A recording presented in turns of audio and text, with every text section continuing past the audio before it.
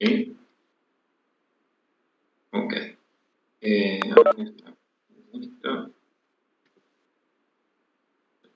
Perfecto. Bien.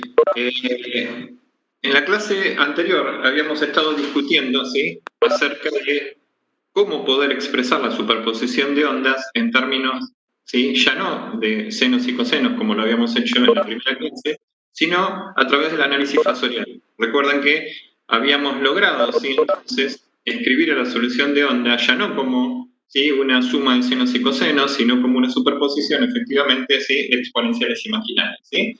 Que, dado que efectivamente probamos, ¿sí?, que también eran soluciones de la ecuación de onda y que de hecho eran las más naturales, ¿sí?, a utilizar, nos daba la ventaja de que ahora podíamos, a la hora de tener que sumarlas, como habíamos hecho en el caso tan simple de la superposición de dos simples ondas, ¿sí?, en lugar de tener que sumar esos senos y cosenos con ciertas restricciones, ¿sí?, tal como por ejemplo la amplitud para poder hacer esas sumas, ¿sí?, entre comillas, analíticamente, ¿sí?, ahora este método factorial nos permitía reinterpretar, ¿verdad?, ¿sí?, esa solución, efectivamente, ya no como un simple seno o coseno, sino como un vector que efectivamente cambiaba con el tiempo, por eso lo llamamos un fasor, ¿sí?, cuya amplitud ahora podíamos variar, ¿sí?, y efectivamente cuya fase dependía entonces, efectivamente, de cómo eran, ¿sí?, las diferencias de fases intrínsecas, ¿sí?, entre las ondas, ¿sí?, ahora cuando sumábamos, y efectivamente, usando el álgebra, ¿sí?, números complejos, podíamos hacer la suma, ¿sí?, de estos fasores y obtener la solución, ¿sí?, general de la nueva onda, que era la superposición, sin la restricción, ¿sí?,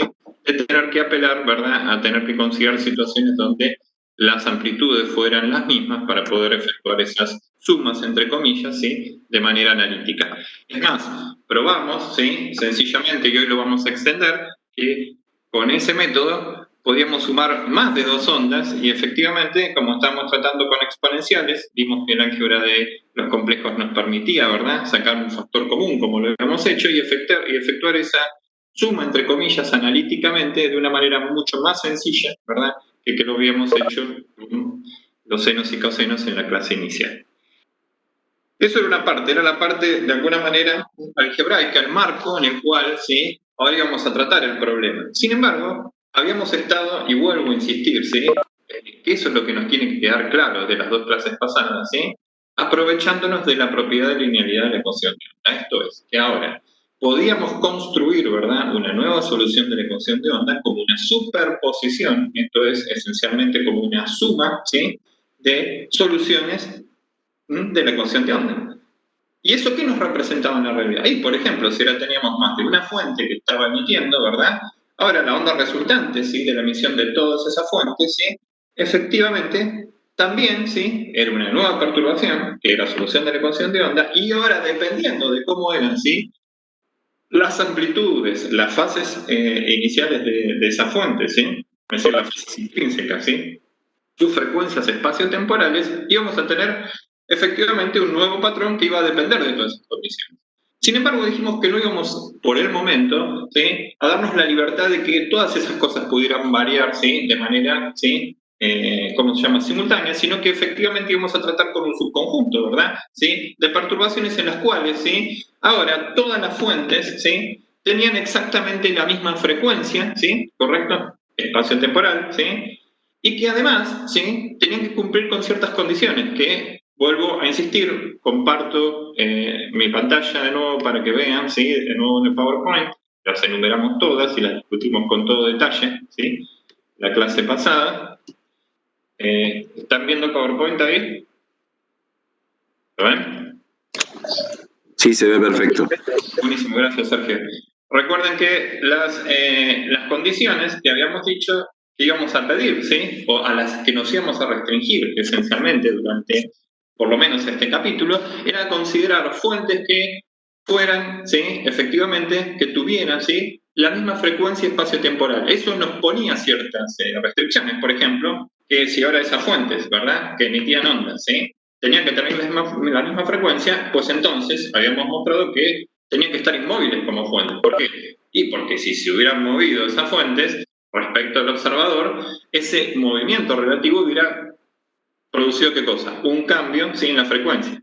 Entonces, si alguna de ellas se está moviendo respecto al observador, haría que efectivamente su frecuencia fuera diferente a la de la otra por efecto Doppler, lo habíamos discutido en la clase pasada, y entonces eso rompería esa condición. Ahora, si ambas estuvieran moviendo simultáneamente a la misma velocidad respecto al observador, pues entonces eso sería válido. ¿Por qué? Porque ambas cambiarían su frecuencia, pero seguirían teniendo la misma frecuencia. ¿Estamos de acuerdo? Respecto al observador, dado que sus velocidades serían la misma respecto al observador de nuevo, ¿sí? No obstante, vieron que yo siempre hablo de dos fuentes. Esto es extensible a n. Me refiero a dos porque es el primer caso que estamos analizando, ¿sí? También habíamos dicho que tenían que tener la misma polarización, que si bien era un tema que íbamos a estudiar, ¿sí?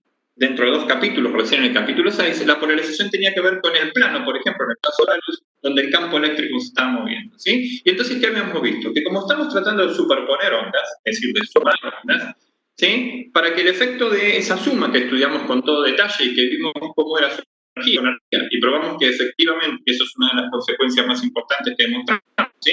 Que ahora cuando sumábamos esa fuente, ¿sí? Ahora, bajo ciertas condiciones, ¿sí? La intensidad de la onda resultante, ¿sí? De la suma de esa fuente ya no era exactamente igual a la suma de las intensidades de la fuente, ¿sí? Ocurría, y de hecho lo mostramos en circunstancias usuales, que podía pasar eso. De hecho nos pasa en la vida cotidiana, y lo expliqué en la clase pasada, ¿sí? Con la luz, es decir, si nosotros ponemos dos foquitos idénticos, es decir, dos fuentes, ¿sí? De frecuencias, es decir, de intensidades y frecuencias iguales, ¿sí?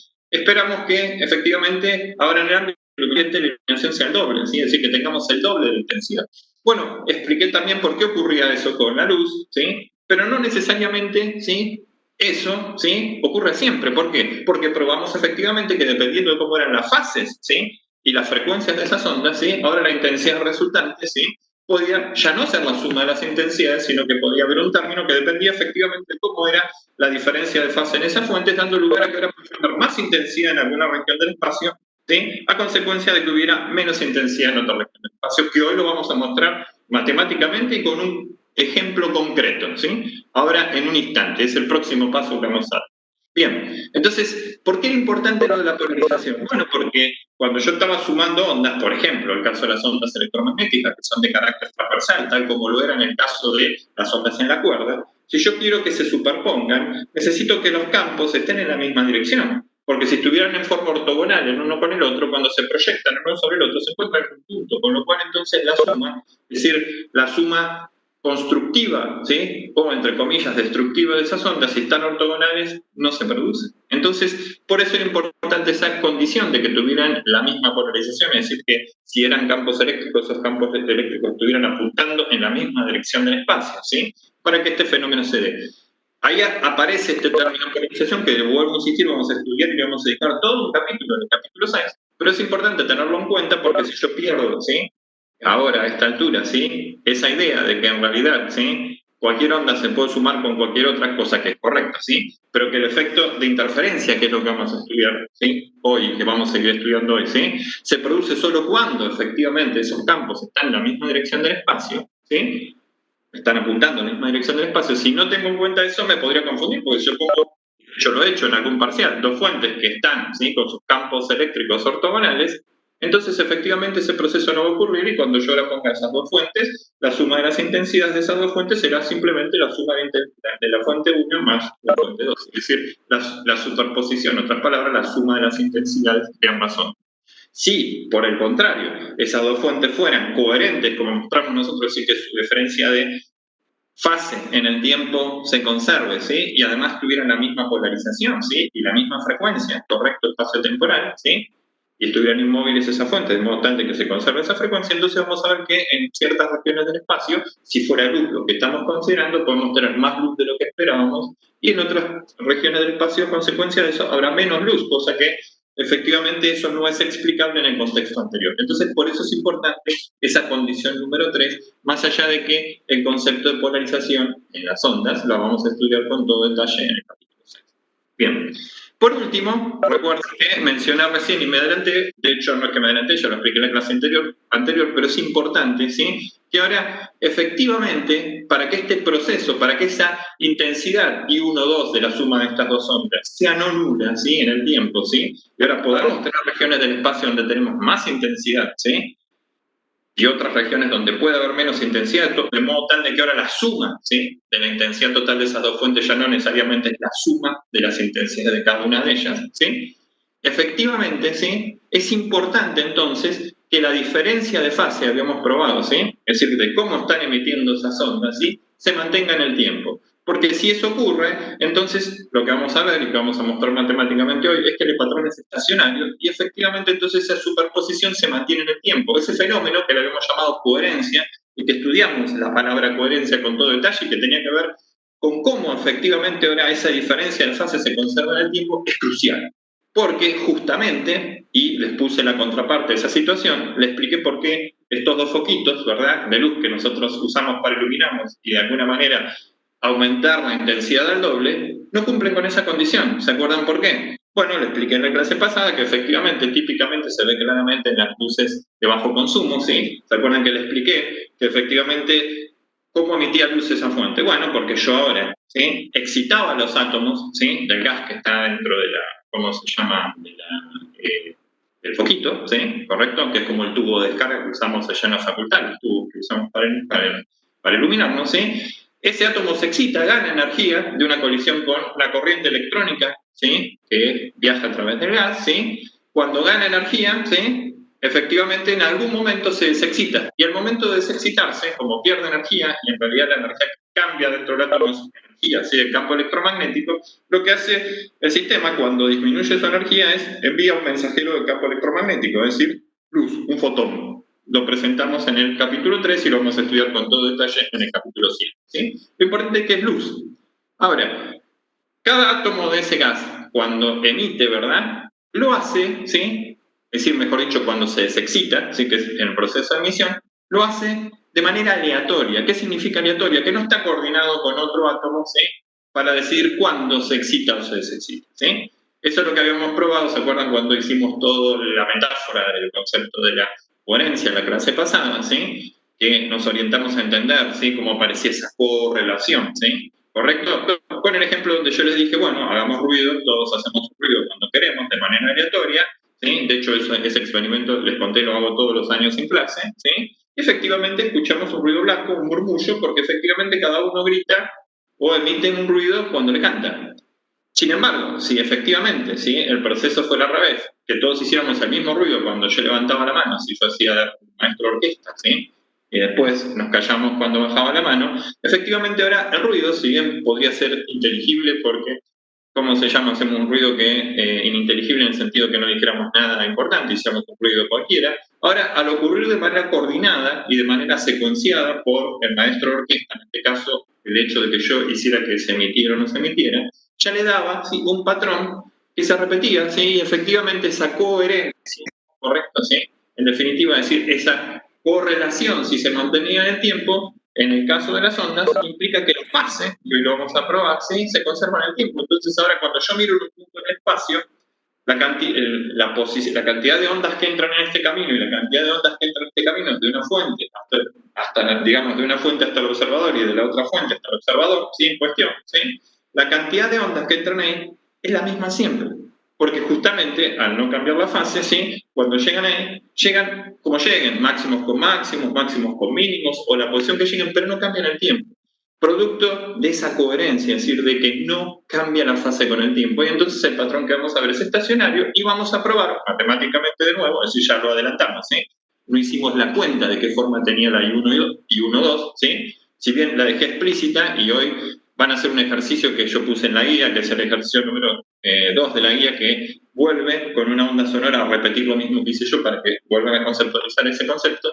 Vamos a poder entender qué forma tiene esa I1,2 y cuándo y bajo qué condiciones esa I1,2 es distinta de cero cuando sumo dos fuentes. Si tuviera más fuentes, variamos. ¿Estamos de acuerdo? Entonces, esa característica de coherencia es fundamental.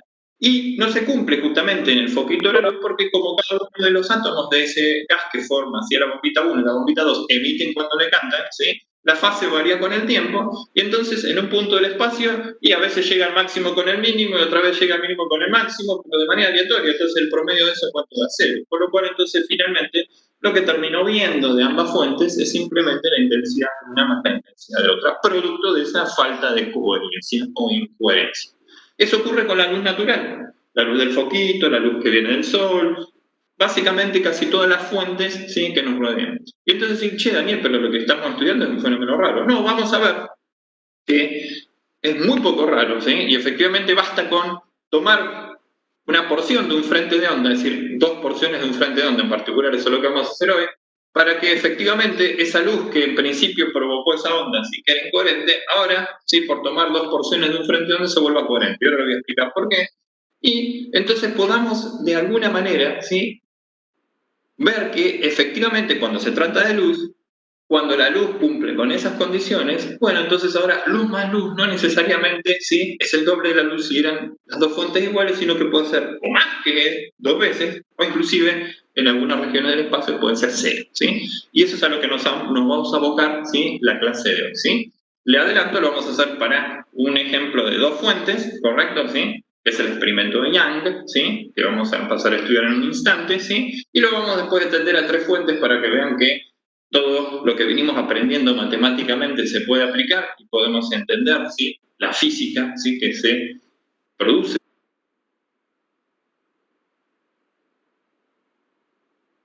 Nos introducen, y la próxima clase lo voy a extender a N fuentes y vamos a hablar, sí, hoy ya voy a mencionar algunas, de aplicaciones tecnológicas, ¿sí?, efectivamente de este fenómeno interferométrico, ¿sí?, que son muchísimos, ¿sí?, y que tienen consecuencias, digamos, inclusive en nuestra vida cotidiana, ¿sí?, en muchas cosas que utilizamos, ¿sí?, para interactuar en muchos dispositivos, ¿sí? Entonces, efectivamente, por eso les insisto que recuerden esos conceptos básicos y no pierdan eso de la cabeza, porque es eso lo que vamos a mapear ahora en un ejemplo concreto, que yo espero que un poco les rompa la cabeza, no un poco difícil, porque yo se lo voy a hacer lo más fácil posible, pero para que vean lo interesante, porque uno no esperaría, ¿verdad?, de nuevo, como le insisto, ¿sí?, que si uno pone 2 fuentes, porque eso es lo que nos muestra la experiencia cotidiana, dada, por ejemplo, de nuevo, insisto, la naturaleza incoherente de esas fuentes, ¿sí?, que uno espera poner, ¿sí?, de tener más intensidad poniendo más cantidad de fuentes. Es decir, que si son fuentes idénticas, uno tiene que poner tantas fuentes como la intensidad espera tener, ¿sí? Es decir, si uno quiere triplicar la intensidad, pone 3, si quisiera cuadruplicarla, pondría 4. Bueno, pues eso no es correcto, ¿sí?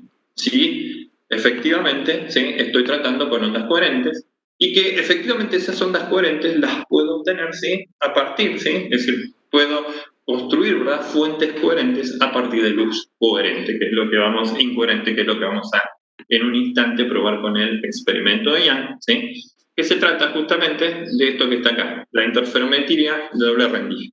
Vamos a ver que es un experimento muy interesante. Acá nos vamos a quedar restrictos ahora al concepto de esencialmente estudiar el fenómeno desde el punto de vista de la luz, que fue lo que hizo, como se llama, Thomas Young en 1801, ¿sí?, pero que en realidad después lo voy a retomar, y es un experimento clave para entender después cómo es la naturaleza, ¿sí?, o cómo es la física que describe la naturaleza a escala microscópica, ¿sí? Vamos a ver que este experimento es clave, ¿sí?, para entender eso, ¿sí?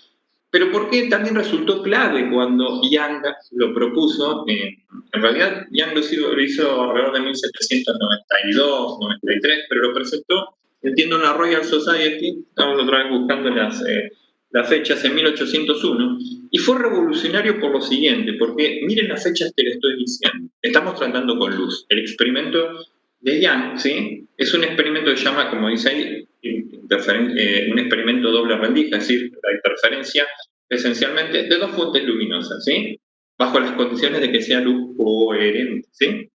¿Y por qué sorprendió a la gente Young en su momento?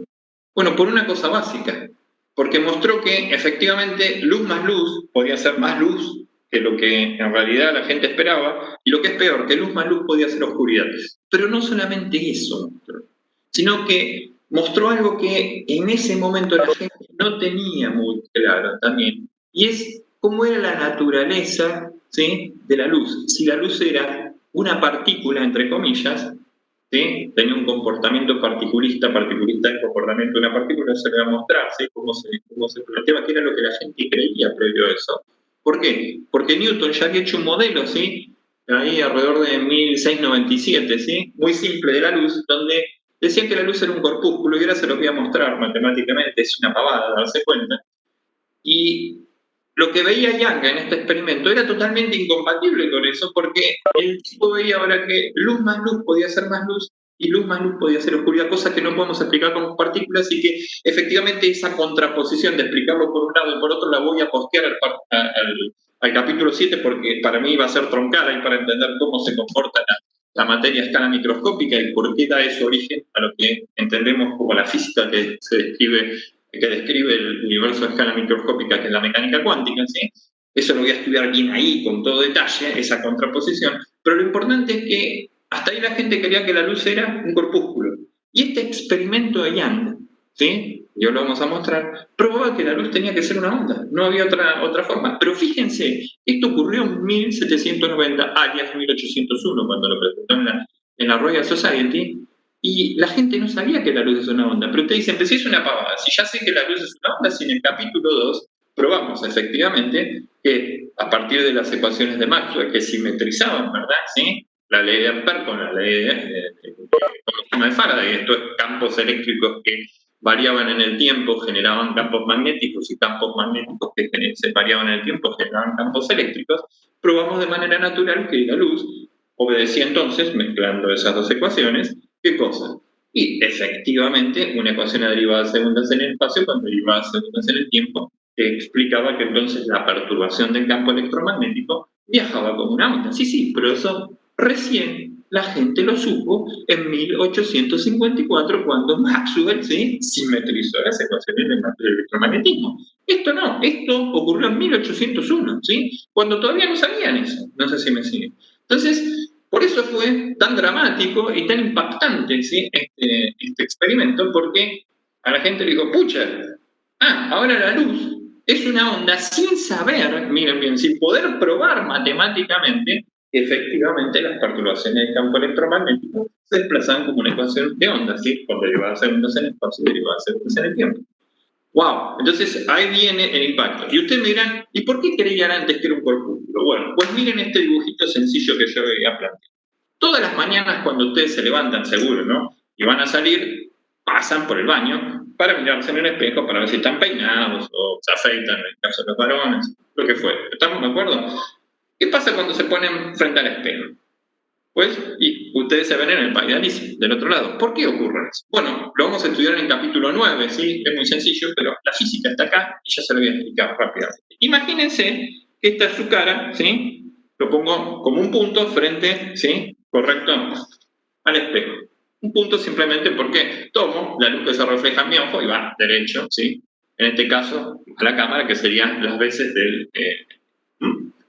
bien, entonces imagínense que ahora yo pienso que lo que se refleja a mí es una partícula de luz que choca contra mi pómulo y sale hacia el espejo. Bueno, pues esa partícula entonces tendrá una cierta cantidad de movimiento P. ¿Todo el mundo lo ve? ¿Correcto? ¿Sí? Bueno, si lo hace de manera, ¿sí?, lo hace en esta forma, ¿correcto? Sí, de manera perpendicular al espejo, eso es absolutamente cierto. Bueno, podría yo estar mirándome acá, pero mirando en esta dirección, no necesariamente perpendicular al espejo. Entonces vamos a ser un poquito menos restrictivos y decir que puede tener una cantidad de movimiento P, ¿sí?, como tiene esta, y que entonces ahora va a tener un cierto PX, ¿verdad?, y PY, ¿correcto?, en la dirección de... ¿Todo el mundo lo ve el dibujito? ¿Lo ven? Bien. ¿Qué pasa cuando ahora esta partícula llega acá y choca contra el viene acá y choca contra el espejo? ¿Sí? Esta es la superficie del espejo, acá punteo, que es donde vendría a chocar. Bueno, ¿qué va a pasar? Bueno, como esa partícula de luz, ¿sí?, por ahora vamos a hacer esa hipótesis y después lo vamos a probar, ¿sí?, con todo detalle. Es masa, es decir, no tiene masa, se supone, y de hecho no tiene masa, ¿sí?, correcto, en reposo, ¿sí? Esencialmente, sobre ella no actúa ninguna fuerza. Entonces, ¿qué va a pasar? Cuando llegue acá, ¿sí?, en la dirección de Y no hay fuerzas, en la dirección de X, a priori mientras viaja no hay fuerzas, lo va a hacer con P constante. Pero ¿qué va a pasar cuando llegue acá, ¿sí?, a la superficie, en este caso, ¿sí?, del espejo? Pues bueno, ¿sí? Como es luz y es un espejo perfectamente reflectante, lo que va a ocurrir es que ahora, cuando llegue al espejo como la dirección de I, ¿sí? No hay fuerzas, efectivamente, ¿sí? Él va a seguir con la componente P sub I después que tiene del choque, siendo la misma, ¿lo ven, verdad? Es decir, la componente P sub I en esta dirección, ¿verdad? En esta dirección que busqué acá, ¿sí? La componente en I va a ser la misma porque no hay fuerzas. ¿Y en qué pasó en realidad? Sí, lo que pasó es que venía la partícula, ¿sí? De luz, del corpúsculo, llegó a la superficie del vidrio, ¿sí? En este caso del espejo. Y si el espejo es perfectamente reflectante, ¿qué significa perfectamente reflectante? Que ahora cuando ocurrió esa interacción, ¿verdad? Como es una pelota, ¿verdad? Que llega a la pared, ¿sí?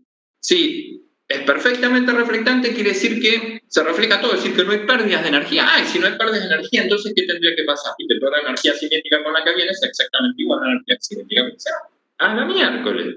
¿Y eso qué me estaría indicando? Me estaría indicando que si no hay pérdidas de energía, entonces ese choque es un choque elástico, ¿sí?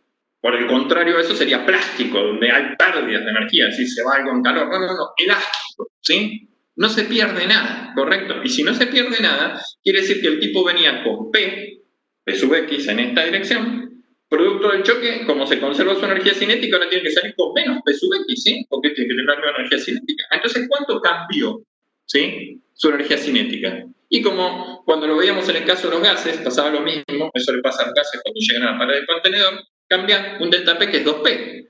Y ese delta P ahora cuando lo sumo por unidad de área, en el caso del gas me daría la presión, y esto sería la presión de la radiación que hace sobre el espejo, que en principio está agarrado a la pared, no se mueve, pero si tuviera un espacio vacío, esa radiación lo terminaría moviendo, lo terminaría impulsando. De hecho, lo planteamos en el ejercicio 4 de la guía de, ¿cómo se llama? El 4 o el 5 de ondas electromagnéticas, donde mostramos efectivamente que una onda también transporta cantidad de movimiento, ¿sí? Una vela sola, ¿sí?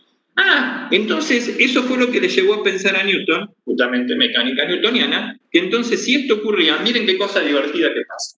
Y si esto venía con Px, sí, ahora sale como menos Px, pero Px se conservó, primero una cosa que pasa es algo que es obvio.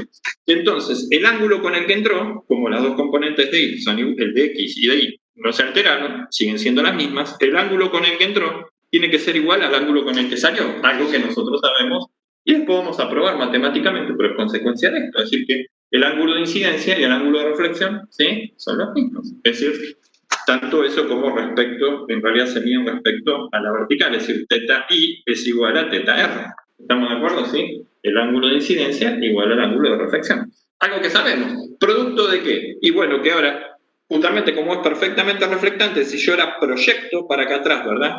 Y proyecto para acá atrás, fíjense, si hubiera podido pasar la partícula, proyecto al lado virtual, ¿verdad? ¿A dónde queda este punto? P acá, queda del otro lado exactamente a la misma distancia. Por eso yo, si el espejo es perfectamente plano y perfectamente reflectante, me veo exactamente del otro lado a la misma distancia. El que sea perfectamente reflectante no es, ¿cómo se llama? Crítico en eso, es decir, me vería con intensidad distinta nada más, pero que sea plano sí, porque gracias a que es plano, entonces efectivamente, sí, este ángulo es exactamente igual a este ángulo por la conservación, ¿sí? De la cantidad de movimiento, y entonces ocurre ese fenómeno.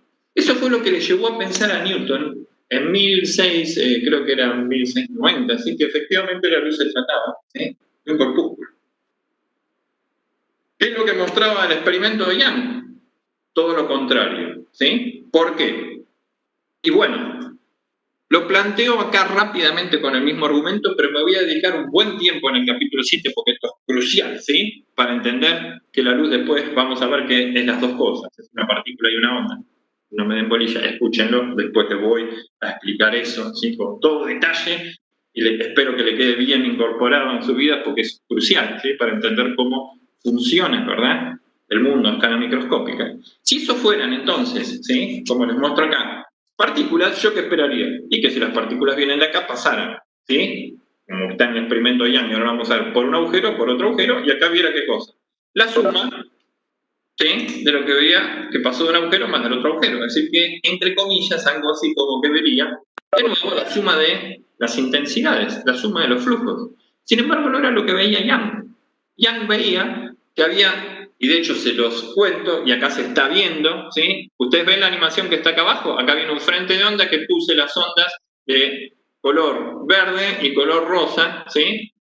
para que se vea de alguna manera cómo van fluctuando. Y acá ven que llega a una doble abertura, ¿sí? Esto podría pasar típicamente, a veces ocurre en el mar también, con las olas y las escolleras, ¿sí? Que hubiera como dos puertas, ¿sí? Por las que pasa ahora la onda, y producto ahora, ¿sí? De salir estas dos ondas, ven que ahora acá, en torno a cada uno de esos puntos, y ahora lo voy a explicar el próximo paso, ¿sí? Ahí empieza a aparecer una perturbación de carácter circular. ¿Por qué circular? Bueno, porque, ahora vamos a ver, podemos que tirar una piedra al agua, ¿sí? Generó la perturbación, y la perturbación ahora, ¿sí? Es simétrica, se distribuye simétricamente, ¿sí? La energía, ¿sí?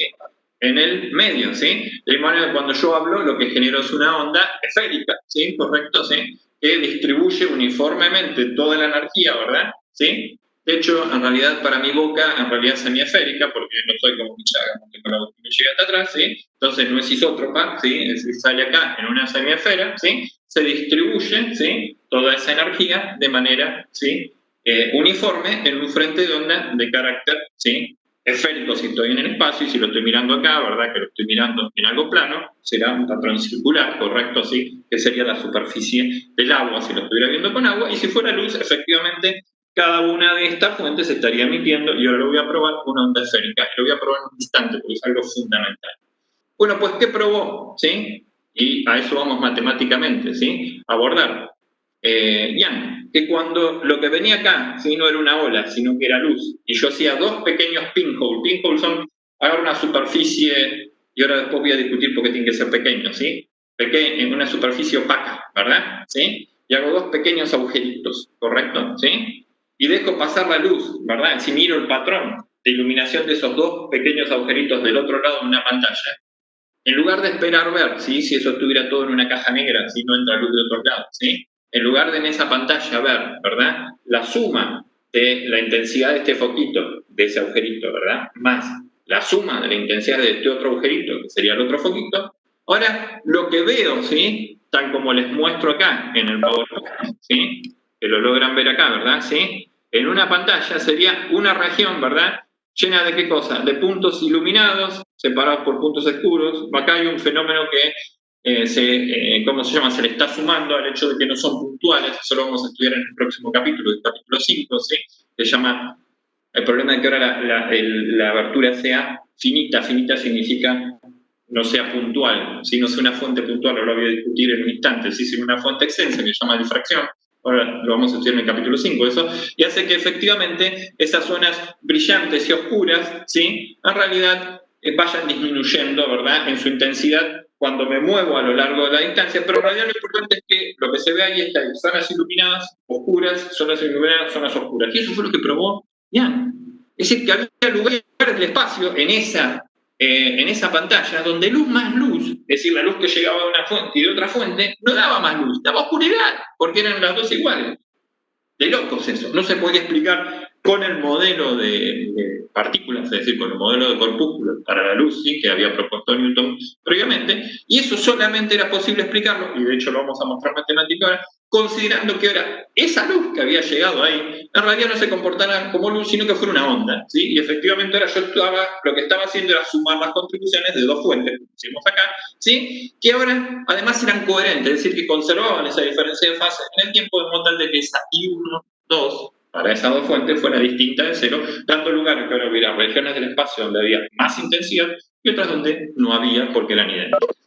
¡Wow! Entonces fue revolucionario, porque esto, sin haber probado, ¿verdad?, que efectivamente una perturbación electromagnética era una onda, la derivada según en el espacio, derivada según en el tiempo, estaba mostrando de manera indirecta que efectivamente, como lo vamos a hacer matemáticamente, ese fenómeno era solo explicable si esa perturbación se trataba de una onda y no del cuerpo, ¿sí? Entonces, por eso fue un quiebre, y además abrió un nuevo mundo, ¿sí?, al entendimiento, ¿sí?, de las propiedades de la óptica física, que vamos a ver que es las propiedades de la luz a escala donde las cosas están en el orden de la longitud de onda, ¿sí?, de la luz. Entonces hay dos fenómenos para poder entender este experimento Yang control que tenemos que tener en la cabeza.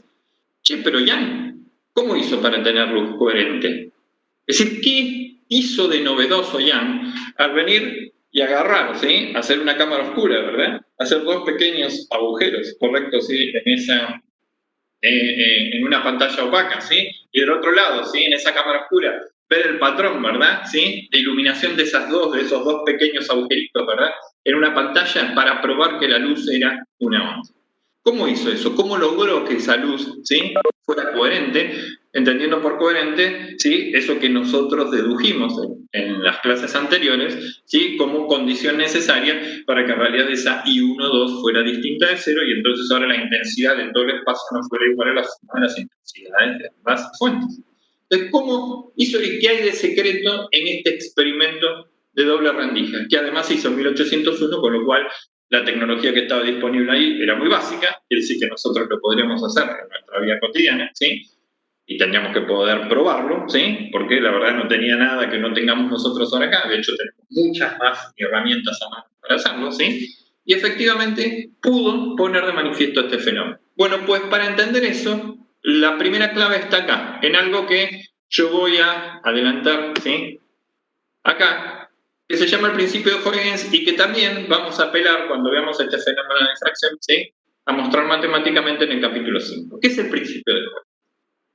Pues bueno, yo no sé si a ustedes, cuando yo le expliqué, ¿sí?, en el capítulo 1, en la primera clase, ¿sí?, ondas en medios mecánicos, ¿sí?, y le hice todas las metáforas, ¿verdad?, de cómo se transportaba la energía y cómo hacía una onda para transportar la perturbación en medio mecánico, no les quedó, ¿sí?, como la idea de tratar de hacer una abstracción, porque se acuerdan que finalmente yo probé que toda onda transporta energía, ¿sí?, a la velocidad de propagación de la onda. No importa si la onda era sonora, si la onda era en un medio mecánico, en una cuerda, si era golpeando, ¿cómo se llama?, una barra, es decir, una onda en un sólido, si se trataba, a pesar de que no entramos en ese detalle,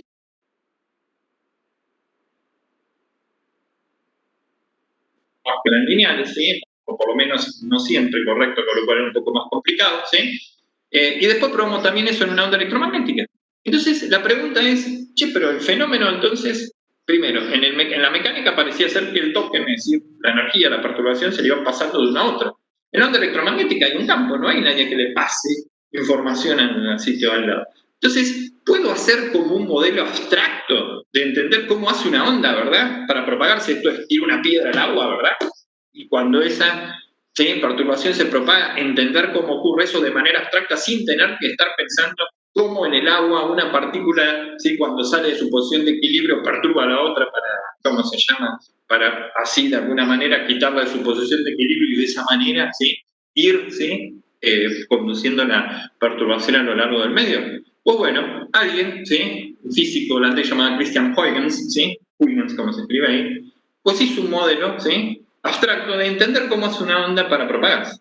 Matemáticamente, sin necesidad de pensar en un medio físico que fuera, ¿sí?, entre comillas, ¿verdad?, el vínculo para que ese proceso ocurra, más allá de que pueda estar o no ese medio físico. ¿Y qué dice Huygens? Miren bien lo que está acá. Que todo, primero, si yo tengo una fuente puntual, es de esperar que esa fuente puntual, me estoy refiriendo a esta fuente, ¿verdad?, que emite, como cuando le dice el caso del efector, pero se acuerda que dice esa animación. Está emitiendo una onda y es puntual. Bueno, si la miro en el espacio, esperaría que su energía estuviera distribuida uniformemente, significa la onda sería de carácter esférico, y si lo estuviera mirando ahora en un plano, estaría pensando en que efectivamente, tal como lo muestro ahí, esta fuente generaría o distribuiría, ¿verdad?, uniformemente, ¿sí?, la energía en ese frente de onda que sería circular, ¿sí? Si me restringo a 2D en el plano, ¿sí? Ah, bien. Entonces, bueno, esto es el frente de onda en el tiempo T0, ¿sí? Y en T0 más T, un periodo después, ese mismo frente de onda, ¿sí?, estará acá. Entonces, ¿cómo Mongo hizo para ir de acá a acá? ¿Sí? ¿Correcto en ese tiempo? Esa es la pregunta que trata, de alguna manera, ¿sí?, de abstraer en un modelo matemático, ¿sí?, el principio de Huygens. Pues lo que dice Huygens es, miren bien, si yo ahora me quedo con un pedacito de ese frente de onda, ¿verdad? Voy a tomar un pedacito minúsculo, voy a agarrar un cachitito de acá, ¿sí? Y este cachito lo amplifico y lo pongo acá, ¿verdad? ¿Sí? Este pedacito del frente de onda que está acá, ¿sí?, lo amplifico y ahora es todo este pedazo que está acá. ¿Qué dice el principio de Huygens? Pues dice que ahora cada punto de ese frente de onda, ¿sí?, cada punto, ¿sí?, del frente de onda, de manera continua, se comporta como un emisor, ¿sí?, puntual de ondas. Es decir, como que cada uno de estos puntitos del frente de onda emiten, como pongo acá, ondas secundarias de carácter, ¿sí?, esférico, tal como lo originaba este punto. ¿Y entonces qué pasa? Bueno, cuando yo hago la superposición de todos estos frentes de ondas, ¿correcto? ¿Sí? Acá, un instante después lo hago mucho más grande, ¿sí? Vuelvo a amplificarlo de nuevo. Ahora, estos son las fuentes secundarias, ¿verdad? Que los separé bastante las unas de las otras, ¿sí? Que generan estas onditas secundarias. Si esto era el frente de onda en T, este será en T más T. ¿Correcto? El frente de onda un instante después. La envolvente, ¿sí?, de estos infinitos, ¿sí?, puntos que son fuentes de ondas secundarias. Entonces ahora tengo el nuevo frente de onda. ¿Cómo creé el nuevo frente de onda? A partir del frente de onda anterior. Bueno, ¿por qué dije que acá lo presento y después lo vamos a demostrar?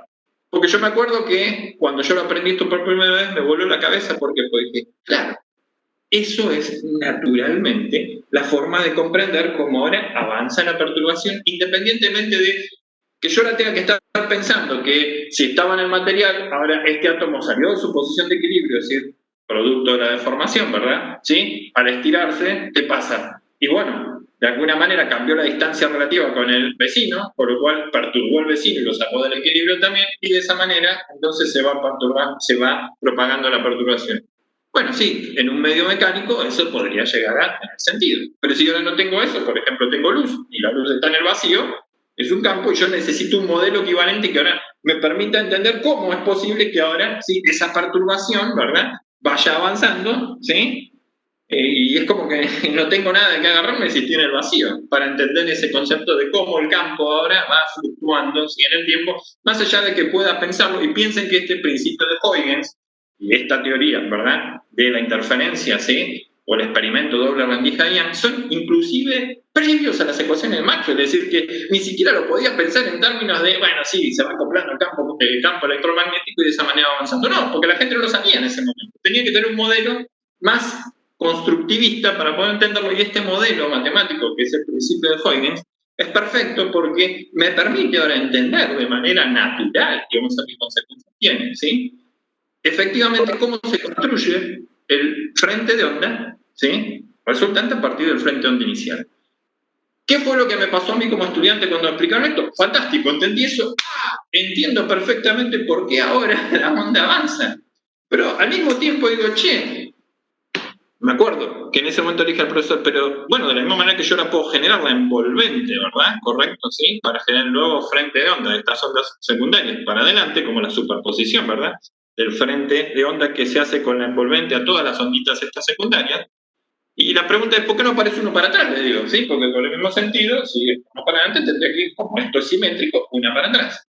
Bueno, pues eso es lo que no voy a tener tiempo para demostrar ahora, pero eso sí lo vamos a hacer en el capítulo 5. Que efectivamente, ¿sí?, cuando uno hace las cuentas delicadamente ahí, va a encontrar una cosa que es fundamental y entender por qué avanza el frente de onda.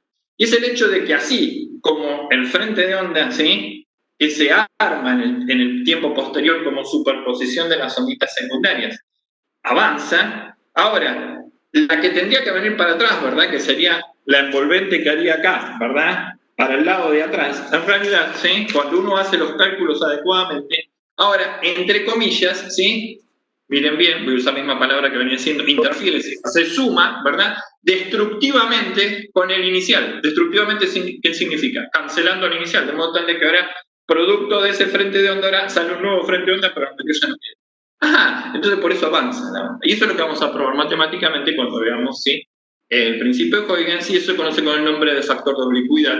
Simplemente lo comento, lo vamos a ver un poquito más adelante. Pero lo importante es que ahora el principio de Huygens, ¿qué me dice? A la mierda.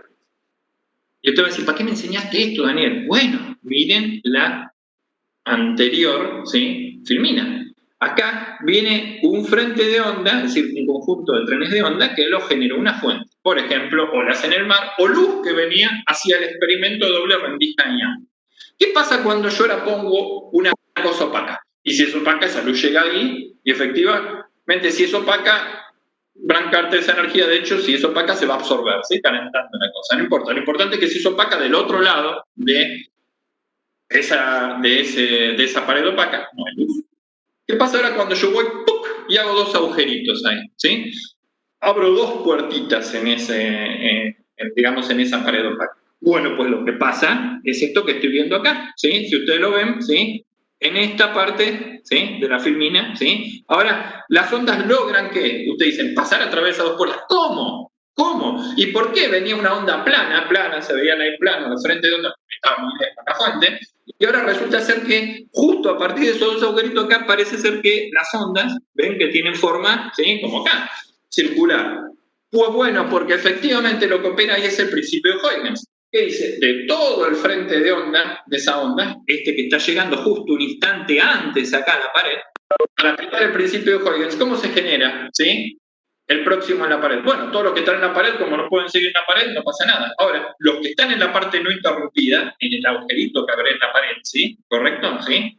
¿Qué pasa? Ahora le aplico el principio de Huygens, y si ahora hago que ese, ¿sí? Agujerito sea muy pequeño, de modo tal de que lo pudiera aproximar como algo puntual, que es lo que vamos a hacer primero ahora en el capítulo 4, y después vamos a extender a que no sea puntual en el capítulo 5, ¿sí? ¿Qué pasaría? Y siguiendo el principio de Huygens, ahora, ¿sí? Esos 2 puntitos, de todo el frente de onda me quedé con 2 puntitos, cada uno de ellos ¿qué haría para acá? Emitir ondas esféricas.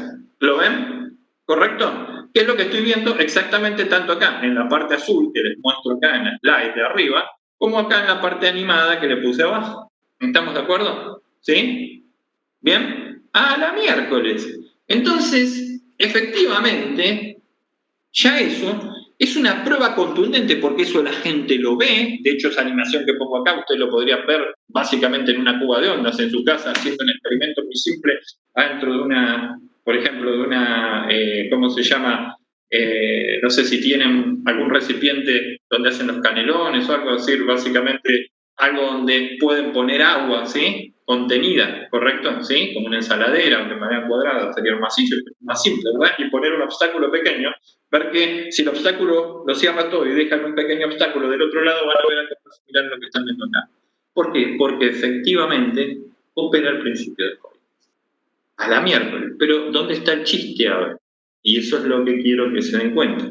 Porque ahora, cuando yo dejé o tomé 2 puntitos de ahí, la luz que sale de ahí puede dar lugar a que ahora luz más luz sea más luz, o luz más luz sea oscuridad, o luz más luz sea oscuridad. Bueno, por una cosa muy importante, porque ahora no me importa si la luz que vino de acá o la onda que se generó de este lado es, ¿sí? ¿Qué cosa? Provocada por una fuente coherente o incoherente. Lo importante es que yo ahora me estoy quedando acá, en este punto, con un solo frente de onda.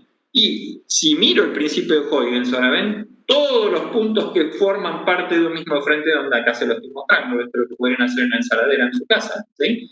Poner agua, una perturbación y algo que bloqueara y verían un efecto de este estilo, ¿sí? Ahora, ¿qué me muestra el principio de Huygens? Que si yo me quedo con un solo frente de onda, porque lo que pasa, todo está ahí, es un solo frente de onda y tomo una porción de ese frente de onda, todos los puntos que pertenecen al mismo frente de onda, están todos en fase entre sí. ¿Qué significa en fase entre sí? Son todos emisores que están coordinados, porque todos emiten al mismo tiempo. Y si todos emiten al mismo tiempo, entonces, señores, no duda, ¿sí? Si todos emiten al mismo tiempo, quiere decir que su diferencia de fase intrínseca se conserva en el tiempo. Es decir, que estamos dentro de lo que llamamos, ¿sí? Un fenómeno, ¿sí? Coherente. Ah, entonces ahora yo puedo, ¿verdad? Y esa es la parte que me tiene que quedar en la cabeza. Construir, entre comillas, luz coherente, ¿con qué? Y tomando 2 porciones de un frente de onda provocado por qué cosa? Por luz incoherente, por ejemplo. Y vamos a ver lo que es mejor, y de hecho lo voy a adelantar la próxima clase y lo vamos a estudiar también en el capítulo 5.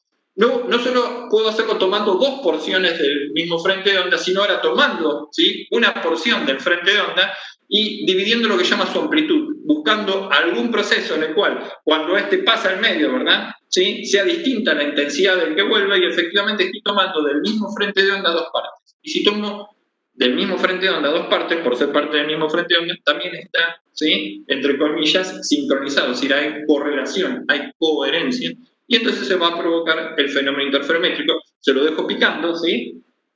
lo vamos a estudiar de todo, en realidad le vamos a dedicar, yo lo voy a presentar ya y va a quedar prácticamente definido en la próxima clase, pero después le vamos a dedicar un ratito en el capítulo 5 con un nombre específico que se llama interferencia de láminas delgadas, pero vamos a ver que eso explica, por ejemplo, algo que ustedes han experimentado en su vida cotidiana 10.000 veces y se la dejo picando hoy y se la explico el viernes, ¿sí? Y si quieren recordarlo, porque no le pusieron cuidado en su momento, háganlo, que lo pueden hacer dentro de un rato en su casa, ¿sí? Agarren un poco de detergente, ¿sí? Vuelvan a ser chicos de nuevo y hagan una pompa de jabón. Arman la pompa de jabón, ilumínenla y van a ver que la ven coloreada, ¿sí? Y vamos a ver que ese, entre comillas, ¿sí?, coloreado que ven en la superficie, ¿sí?, de esa pompa de jabón, o que también a veces ven cuando caminan por el cordón, ¿verdad? Cuando el agua, ¿sí?, está sucia, por ejemplo, del aceite de los autos, por ejemplo, que quedó residuo de un, ¿cómo se llama?, hidrocarburo, como en el caso de la nafta, que también la ven, que saben que está sucio porque el agua está coloreada. Es fenómeno justamente también de un proceso de que luz incoherente, la luz del sol que está iluminando en este caso, ¿sí?, o la luz de su bombita que está iluminando a la pompa de jabón, ¿sí?, que es incoherente. Ahora, cuando en realidad yo divido su amplitud, es decir, tomo una parte, tomo un frente de onda y divido ese frente de onda en partes, ¿sí?, como es parte del mismo frente de onda, ahora entonces puede dar lugar a este efecto interferométrico, donde ahora la intensidad de uno no es igual a la intensidad de uno más el otro, sino que la intensidad de uno más el otro puede cambiar, ¿sí?, dependiendo de cómo son esas fases. Es decir, puede ser más grande o más chica. ¿Estamos de acuerdo? ¡Wow! Y entonces tiene una aplicabilidad enorme, y vamos a ver que eso, por ejemplo, entre otras cosas, me permitiría medir cosas muy pequeñas, porque ahora tengo acá involucrada luz que tiene una longitud de onda muy pequeña. Recuerden que nuestro ojo, por ejemplo, ve en el rango de los 400 nanómetros a los 700 nanómetros. Entonces, vamos a ver que, dadas unas ciertas restricciones que tienen que ver con cómo podemos distinguir dos puntos, vamos a poder ver cosas tan pequeñas, ¿sí?, como básicamente del orden de algunos cientos de esas longitudes de onda, ¿sí?, que nos van a permitir, por ejemplo, ver, entre otras cosas, por ejemplo, medir láminas muy finas, ¿sí?, ¿cómo se llama?, de algo que le ponemos, por ejemplo, a una superficie, por ejemplo, típicamente a los ¿cómo se llama?, las lentes, para evitar, por ejemplo, pérdidas de información, producto de que cuando la luz llega, no toda la luz llega del otro lado, es decir, pasa del otro lado, ¿sí? Entonces, ¿qué quisiéramos? Y que si te ponemos ¿cómo se llama?, una lente, la mayor parte de la luz no llegue, porque si esa lente parte se refleja y esa luz no me llega, tengo pérdida de información. Bueno, ¿qué podría hacer para mejorar eso? Pues vamos a ver que podemos hacer efectivamente, poner films muy finitos, que los podríamos medir por un proceso interferométrico como este, que ahora hagan que se optimice la cantidad de luz para ciertas longitudes de onda que pasa del otro lado, y eso es lo que vamos a estudiar en el capítulo 5, que se llama interferencia de láminas delgadas. ¿Pero con qué está relacionado? Con este fenómeno. Y el viernes les voy a dar el ejemplo. Entonces, ¿quedó claro lo del principio de Huygens? Es fundamental comprender que ahora cada punto de un frente de onda, ¿sí?, es en definitiva un emisor de ondas secundarias, que ahora van a dar lugar al nuevo frente de onda. Entonces, ahora con ese concepto, si yo tomo dos partes, que es por lo que vamos a hacer por el momento, ¿sí?, el experimento de ese frente de onda, que en principio podría haber sido originado por una fuente incoherente, por tomar dos partes del mismo frente de onda y todas las fuentes de un mismo frente de onda, ¿sí?, ¿sí?, todas entre sí, ¿verdad?, coherentes entre sí, porque están todas en fase, en el mismo tiempo. Entonces ahora, el tomar dos pedazos de ese frente de onda, automáticamente hacen que esas dos fuentes, este pedazo de fuente de onda, de este frente de onda y este pedazo de frente de onda, entre sí, ambos, ¿sí?, sean coherentes entre sí. Y entonces ahora, para eso ya, I1 más I2, ¿sí?, es decir, la I resultante de 1 más 2 no sea simplemente I1 más I2, que es lo que vamos a sacar las cuentas, sino que pueda ser mucho más que I1 más I2 y mucho menos que I1 más I2 en otra región. ¿Quedó claro ese concepto? Bien. ¿Cuál es la primera restricción que vamos a usar para eso, para que la cuenta sea fácil? Que los dos agujeritos que hizo Young en su momento eran muy chiquitos. Bueno, ¿y qué son chiquitos, Daniel? Bueno, para esto dejo una primera aproximación, después lo seguiremos trabajando en capítulos posteriores, ¿sí?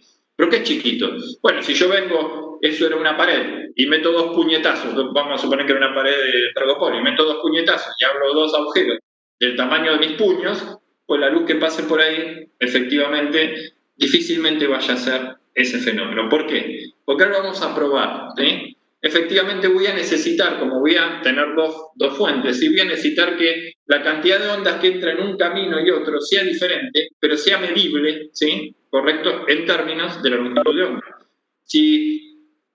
Y ahora lo voy a probar matemáticamente, me entran 10 millones de longitudes de onda en este camino, y 10 millones una en este camino, 1 en 10 millones es muy poco a veces para ser lo suficientemente sensible para determinar un cambio. En vez si yo en definitiva ahora hago esto tan pequeñito en términos de la longitud de onda, ¿correcto? ¿Sí?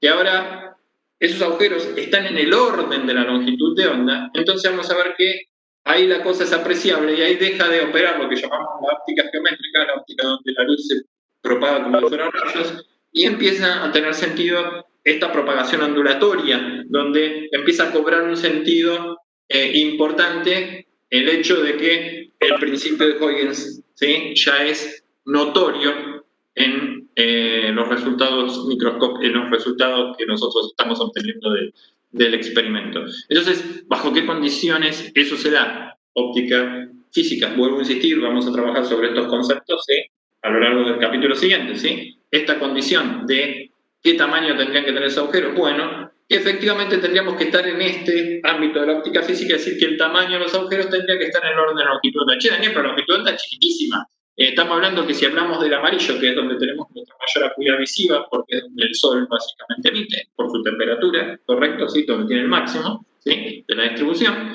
resulta ser que son 550 nanómetros. Y 550 nanómetros es 5,5 por 10 a la menos 7 metros. ¿Qué? ¿Vos me decís que Young tenía una aguja tan finita como eso? No, no hace falta que sea 5,5 si era amarilla por 10 a la menos 7. Pero que sea, por ejemplo, del orden, ¿sí?, de algunas miles de veces eso. Es decir, que si yo ahora tengo un peso, me falta un peso en 1000 pesos, y no es nada, pero me doy cuenta, porque 999 es distinto que 1000, ¿sí? Ahora, si me falta un peso en 100 millones de pesos, es irrelevante, ¿sí? Porque en un caso representaba el 0.1% y en otro representa 1 por 10 a la menos 8 de peso, entonces no tiene sentido, ¿sí?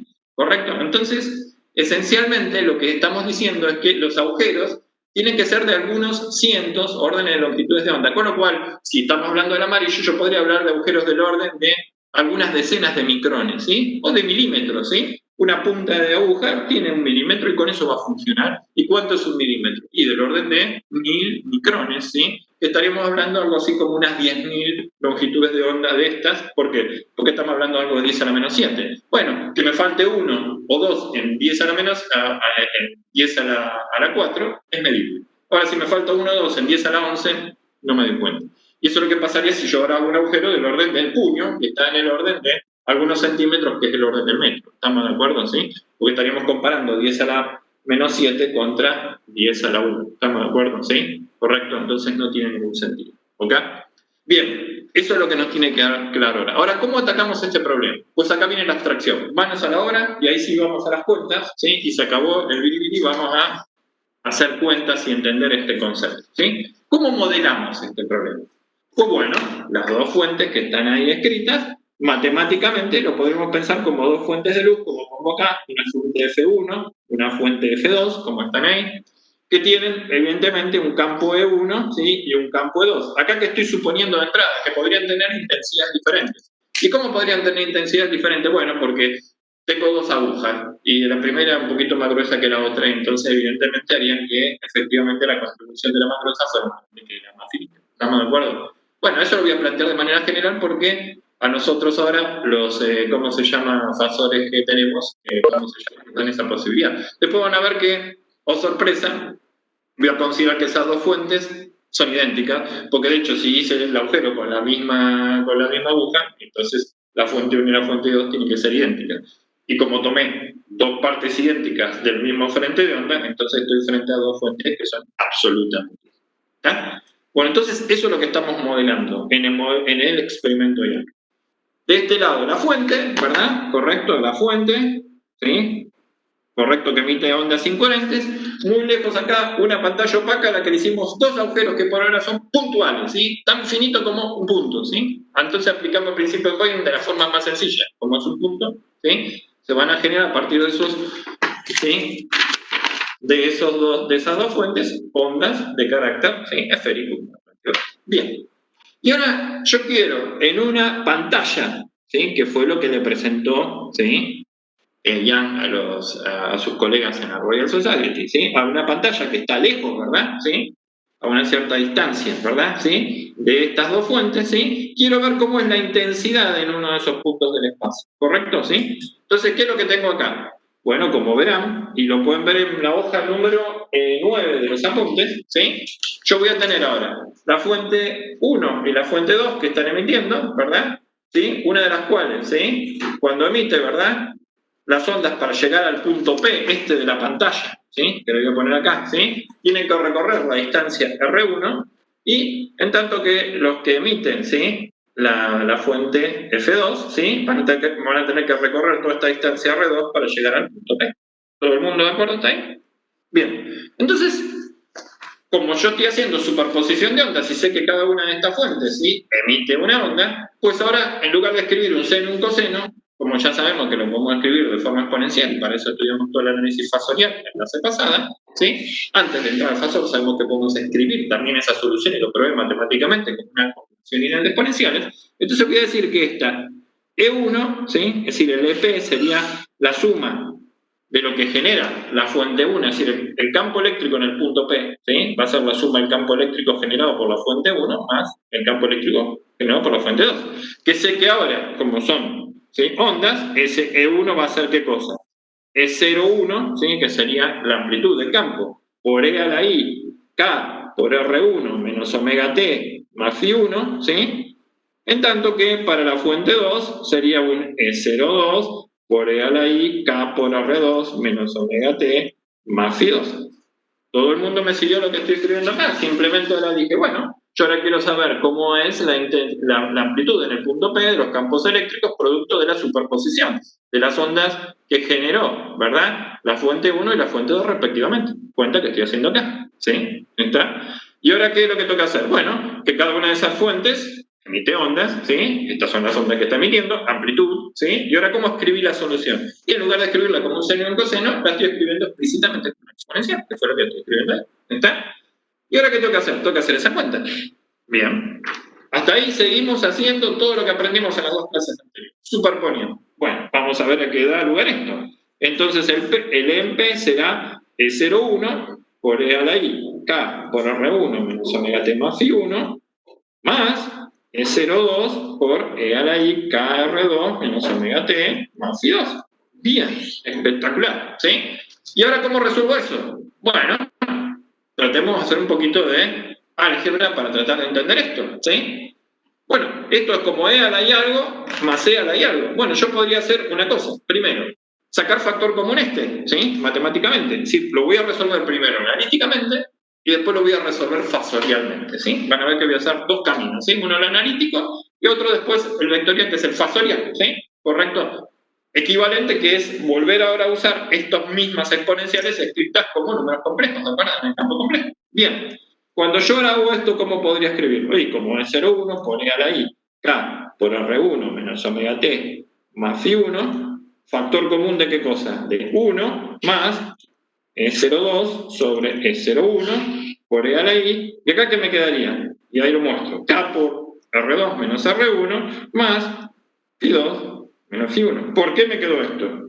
De nuevo, lo que usé explícitamente acá, lo expliqué la clase pasada, matemáticamente. Y ahora lo voy a llevar a una abstracción para que no esté todo metido ahí. Si yo tengo A, ¿sí? Por E a la X, ¿sí? ¿Correcto? Más B por E a la Y, ¿sí? Esta es la abstracción de lo que está acá arriba, ¿sí? ¿Está? ¿Cómo lo puedo escribir? Bueno, y si saco factor común A por E a la X, lo puedo escribir como A por E a la X más por 1 más B sobre A por E a la Y menos X. ¿Por qué me quedó esto? Bueno, primero, y porque si saqué factor común A por E a la X, entonces al sacar factor común, acá yo necesito tener un B sobre A para recuperar el B que está acá. Pero además, yo acá tenía un E a la Y. Cuando saqué factor común E a la X, ¿qué pasa? Es lo mismo que haber dividido por E a la X, con lo cual me queda que es E a la Y dividido E a la X, pero potencias de igual base que se restan, se dividen, se restan los exponentes. Entonces me queda E a la X a la Y menos X. De hecho, si yo la distribuyo, ¿qué tengo de nuevo? A por E a la X, que es este término, y cuando distribuyo este por este, la con el A se va, me queda B, y a la x por e a la i menos x es e a la i menos x más x. X más x menos x se va y vuelvo a recuperar el e a la i. Bueno, eso fue lo que escribí acá. Así que no hice ninguna cosa rara. ¿Bien? Pero técnicamente esto que está escrito acá, ¿sí? Fíjense, ¿qué es? De nuevo, vuelvo acá. E01 por e a la i k r1 menos omega t más phi 1, ¿sí? Aquí estoy haciendo matemática, ahora un instante voy a empezar con la física, ¿sí? 1 más, y fíjense, esto que tengo acá es E02 sobre E01, y a todo esto que está acá lo voy a llamar e a la i delta. ¿Y quién es este delta que está ahí? Y vamos a ver que es ese término que está ahí, que es k por R2 menos R1 más phi 2 menos phi 1. ¿Por qué? Porque si yo ahora, de nuevo, escrito así como está, ¿verdad? Esto, lo pienso como un fasor, y esto que está acá, a esto lo voy a llamar 1, a esto lo voy a llamar 2, escrito como un fasor, después voy a hacer de nuevo la cuenta fasorialmente, es equivalente a tener esto. Acá tengo A1, ¿sí? Que es E01 por e a la i, KR1 menos omega t más I1, ¿correcto? Y acá, ¿qué tengo? Acá tengo A2, ¿sí? Que respecto del primero, ¿sí? Ahora este 2 es E02 por e a la i, KR2 menos omega t más I2, pero que respecto al primero, ¿sí? Al primero está desfasado un ángulo delta que es ni más ni menos que K por R2 menos R1, ¿sí? Más phi 2 menos phi 1. A la miércoles. Entonces yo ahora lo que voy a querer hacer es ¿qué cosa? Y este que está acá, que no es ni más ni menos que EP, que es 1 más 2. Todo el mundo ve lo que estoy haciendo analíticamente desde el punto de vista gráfico con los fasores. Es esencialmente esa cuenta que está ahí. Entonces, ¿de qué depende, ¿sí? Cómo se suman esas dos ondas? ¿Y qué es lo que pasa en el punto P? Bueno, pues pónganle cuidado. Permiso que me agarro otro color acá para que lo vean. Y entendemos la física de este fenómeno. ¿Qué pasa acá? Lo que pasa acá, Daniel, es que estas dos ondas que como son dos partes de un mismo frente de onda, tienen la misma frecuencia, ¿verdad? Espacio-temporal, así que cumplen con las condiciones. Y además son coherentes, ¿sí? Ahora emiten onditas que entran en ese camino R1 y R2, ¿está? ¿Ven? Este dibujito rojo que puse ahí, que superpuse, son las onditas emitidas por la fuente 1, las onditas emitidas por la fuente 2. Entonces, ¿qué encuentro en el punto P yo acá? Y que lo que veré en el punto P dependerá de las onditas que entran en el camino este R1 y de las onditas que dependen del camino R2. ¿Por qué? Porque dependiendo de cuántas onditas entraron acá y de cuántas onditas entraron acá, llegarán los máximos con los máximos o los máximos con los mínimos dependiendo de cómo es esa diferencia de camino y la diferencia de fase intrínseca entre ellas dos. Entonces ahí está el chiste de la superposición. ¿Y dónde lo veo en las cuentas? Y fíjense, Daniel, ¿qué es estas víboras rojas que está ahí? Y las onditas, fíjense acá que aparece. La diferencia de fase delta entre una y la otra, ¿qué es? Y ni más ni menos que, según veo acá, K por R2 menos R1 más phi 2 menos phi 1. ¿Por qué? ¿Por qué es K por R2? Y la cantidad de onditas que entró en el camino 2. ¿Por qué Daniel K por R2 es la cantidad de onditas que entró en el camino 2? Y porque R2 es una distancia, ¿verdad? La distancia entre la fuente 2 y el punto P. ¿Y K quién es? 2pi sobre lambda. ¿Y quién es 2pi sobre lambda? Pues 2pi sobre lambda no es ni más ni menos que el número de ondas de esa fuente. ¿Y lambda qué es? La longitud de onda. Entonces, R2 sobre lambda, en términos de 2pi, ¿qué es? Y la cantidad de ondas que entran en ese camino. De la misma manera que ahora, efectivamente, ¿sí? Al revés, ¿sí? K por R1 va a ser ahora el número de ondas, lambda, que entraron en ¿dónde? En el camino R1. Entonces, ¿qué está haciendo esta cuenta que está acá? K por R2 menos R1. Y viendo la cantidad de onditas que entró en el camino 2, ¿sí? Que no están en el camino 1, que no están en el camino 2. Es decir, la diferencia del hecho de que ahora hay una diferencia de camino físico. Porque una caminó la distancia R1 y la de la otra fuente caminó la distancia R2. Y bueno, dependiendo de dónde están la una con la otra, de cuánto es esa diferencia, ¿verdad? R2 menos R1 será la cantidad de ondas que llegan en ese punto, si llegan el máximo con el máximo o el mínimo con el máximo, y eso lo vamos a probar ahora matemáticamente. ¿Pero quedó eso físicamente claro en la cabeza? ¿Qué es lo que estoy contando? ¿Y por qué además aparece en esa fase phi 2 menos phi 1? Y porque dependerá, efectivamente, si esto está, ¿verdad?, en fase con esto, o si está en antifase para que arranquen los máximos, los dos arranquen de un máximo, o uno arranque de un máximo y el otro de un mínimo, y eso también cambiará lo que termino viendo en el punto P. A la miércoles. Entonces ahora sí me doy cuenta que efectivamente, dependiendo de cómo es esa diferencia de camino, ahora punto a punto de esa fuente, como va a ir cambiando esa distancia R1 y R2, ¿sí? Ya ahora la cantidad, es decir, la posición, ¿verdad? Al ir cambiando va a ser que no siempre los máximos de uno con los máximos de la otra vayan a llegar, porque voy alterando esa distancia, y cuando voy alterando esa distancia voy cambiando la posición de los máximos con los mínimos. Cuando llegan los máximos con los máximos tendré el doble de la amplitud, y cuando llegan los máximos con los mínimos tendré 0 de amplitud. Entonces me doy cuenta que acá puede pasar algo raro, y es lo que vamos a probar. Previo a eso, solo un concepto.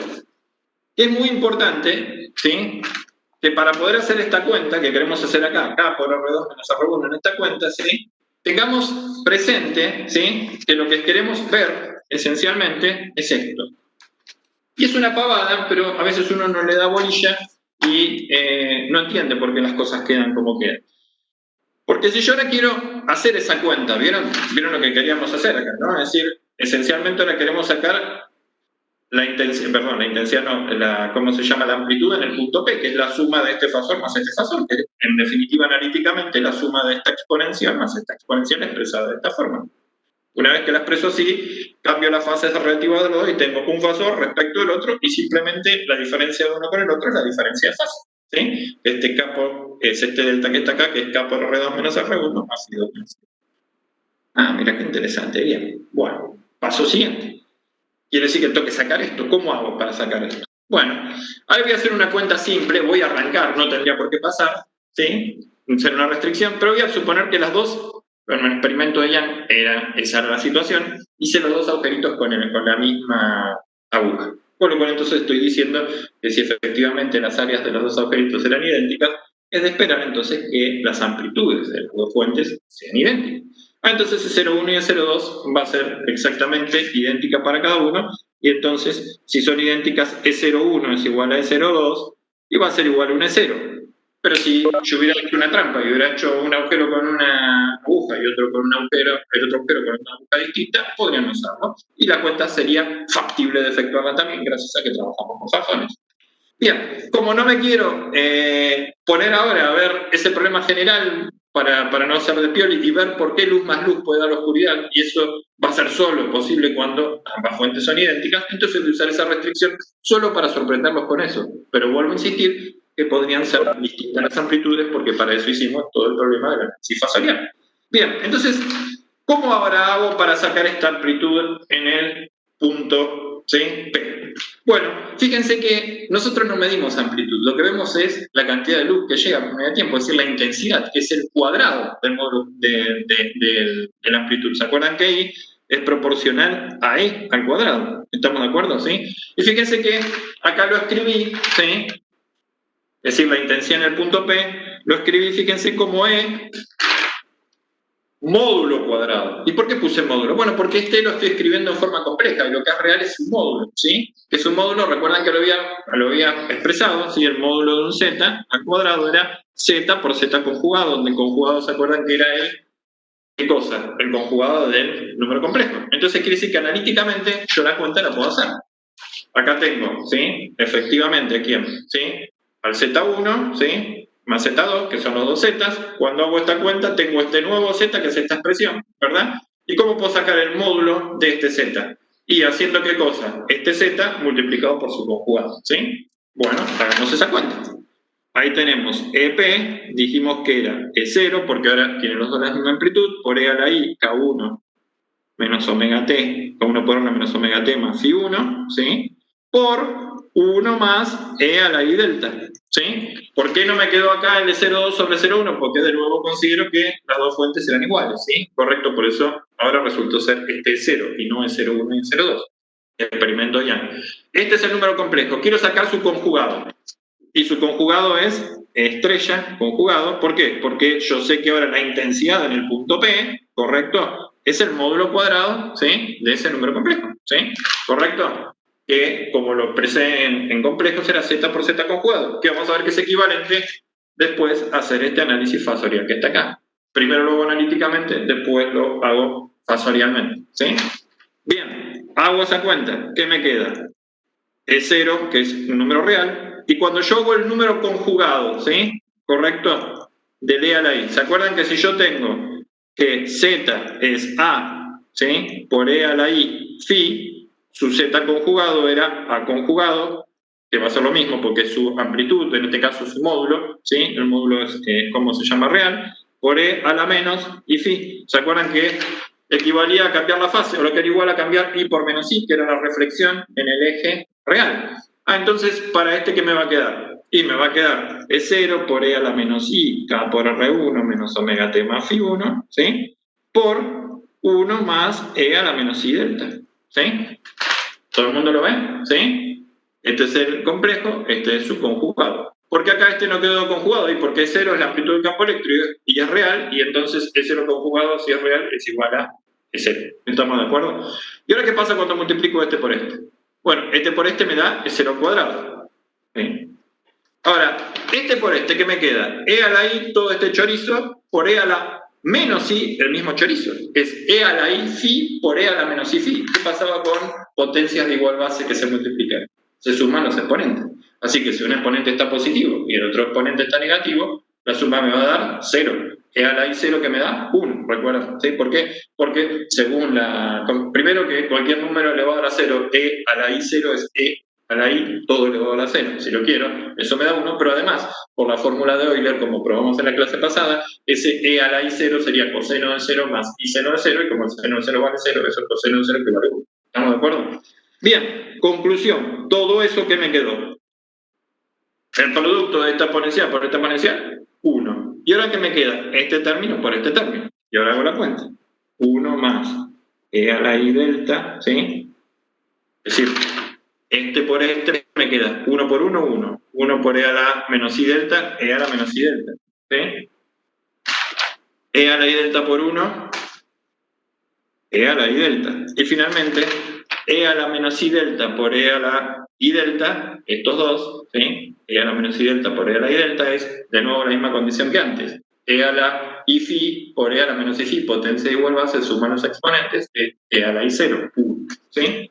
Conclusión, todo eso, haciéndolo analíticamente, me quedó esta expresión que está acá. 1 más 1, 2. E a la I delta más E a la menos I delta. Pues si se lo acuerdan, la clase pasada, les mostré que ahora los senos y los cosenos se podían escribir como sumas, como combinación lineal de exponenciales imaginarias. De hecho, esa era lo que son, y efectivamente por eso también la exponencial imaginaria naturalmente es una solución de onda. Y habíamos probado que, y le volví a insistir porque lo vamos a usar mucho, más, ¿sí? Que el coseno de un ángulo era E a la I, ese ángulo, más E a la menos I, ese ángulo, sobre 2, y que el seno era efectivamente E a la I, ese ángulo, menos E a la menos I, ese ángulo sobre 2i. ¿Recuerdan? Para este caso, si usamos delta, o seno de delta era E a la I delta más E a la menos I delta sobre 2, y seno de delta habíamos probado que era E a la I delta menos E a la menos I delta sobre 2i. Pero acá, ¿qué tenemos? Y ni más ni menos que E a la I delta más E a la menos I delta. Es decir, que todo este término que está acá es 2 veces el coseno de delta. A la miércoles. Y entonces, ¿qué me queda? ¿Sí? Con eso. Que ahora, la intensidad en el punto P, que es proporcional a EP al cuadrado, ¿sí? EP módulo cuadrado, que es lo que yo voy a ver con mi ojo, da E0 al cuadrado, que no es ni más ni menos que la intensidad, ¿sí? ¿Correcto? Proporciona la intensidad de cada una de las fuentes, ¿verdad? Que yo tengo ahí. ¿Por quién? Por este término que está acá, que es 2 más 2 coseno de delta. Pero miren bien, despacito vamos, ¿sí? 2 más 2 coseno de delta. Bueno, ahí puedo sacar un factor 2. 2 y 0 por 1 más el coseno de delta, ¿sí? Pero ¿quién es 1 más el coseno de delta? Bueno, es fácil mostrar, ¿sí? Que fíjense que el coseno, ¿sí? Del ángulo, ¿se acuerdan que yo les mostré que la suma de los cosenos, ¿verdad? Coseno de A más B, ¿sí? Era coseno de A por coseno de B menos seno de A por el seno de B, ¿sí? Bien, es fácil mostrar que entonces el coseno de 2A, ¿sí? A ser A igual a B, es coseno cuadrado, ¿sí? De A menos seno cuadrado de A, que es exactamente igual a decir que eso es 2 veces el coseno cuadrado de A menos 1. ¿Por qué? Y porque al hacer eso, ¿sí? Haciendo A igual a B. Seno cuadrado de A lo puedo escribir de nuevo como 1 menos el coseno cuadrado de A, y ese menos menos se hace más, me da 2 veces el coseno cuadrado de A menos 1. Con lo cual, fíjense, el coseno cuadrado de A lo puedo escribir entonces con eso como un medio de 1 más el coseno de 2A. Che, Daniel, ¿para qué me decís esa porquería? Bueno, porque sí. A 1, si a coseno cuadrado de A lo puedo escribir como un medio de 1 más el coseno del ángulo doble, entonces 1 más el coseno de delta que está acá, que sería despejar esto, lo puedo escribir como 2 veces el coseno cuadrado del ángulo mitante.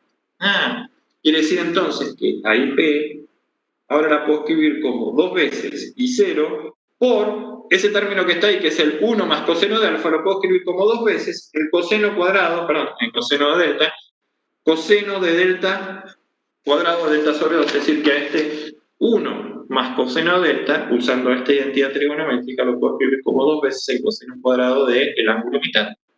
A la miércoles, pero ahora cuando junto esto con esto, ¿qué me dice?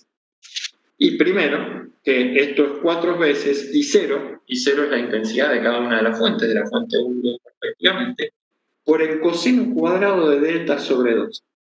Hasta aquí hicimos matemático, ahora vamos a ir al detalle. Lo primero que me asusta de esta expresión, seres, y que eso fue lo novedoso del experimento de Young, que es esto lo que estamos modelando matemáticamente en esta expresión.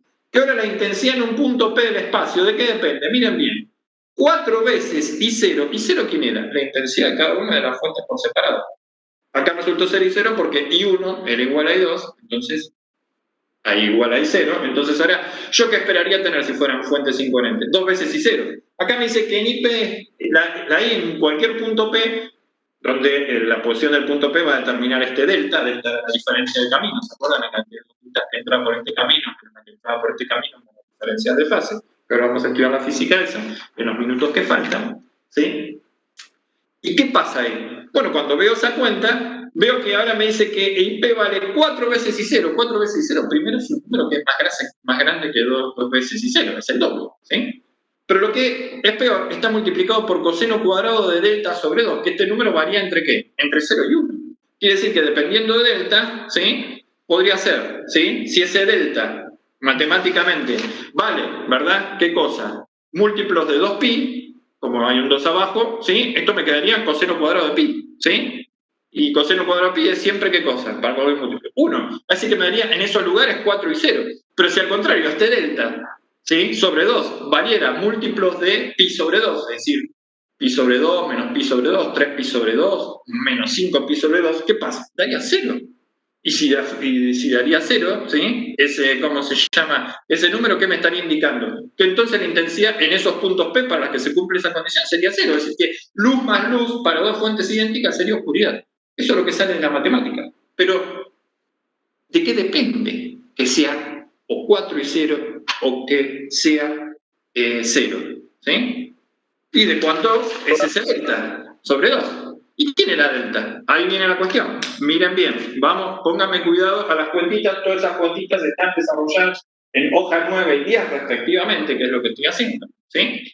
Y fíjense que efectivamente probamos que ese delta, que era la diferencia en principio, ¿verdad?, de fase entre esas dos fuentes, entre esos dos fasores, era K por R2 menos R1 más, efectivamente, Φ2 menos Φ1, donde el K por R2 menos R1 era producto de que una diferencia de camino físico, porque efectivamente, ¿sí?, las onditas que viajaron por el primer camino, ¿sí?, describen un camino que aparentemente para acá es más corto que este camino que está acá, es decir, que entran menos onditas acá que acá, es decir, que hay una diferencia de cantidad de onditas producto de una diferencia de camino físico, ¿de acuerdo? ¿Correcto? Y además, a priori, ¿sí?, podría tener una diferencia de fase. En el experimento de Young no lo tienen porque como estoy tomando dos porciones del mismo frente de onda, entonces para el experimento de Young, oh sorpresa, las dos están en fase y este Φ2 menos Φ1 vale 0. Entonces todo lo que hay es una diferencia de camino físico. Pero si fuera con otras dos fuentes que no fueran producto de eso, podría también existir una diferencia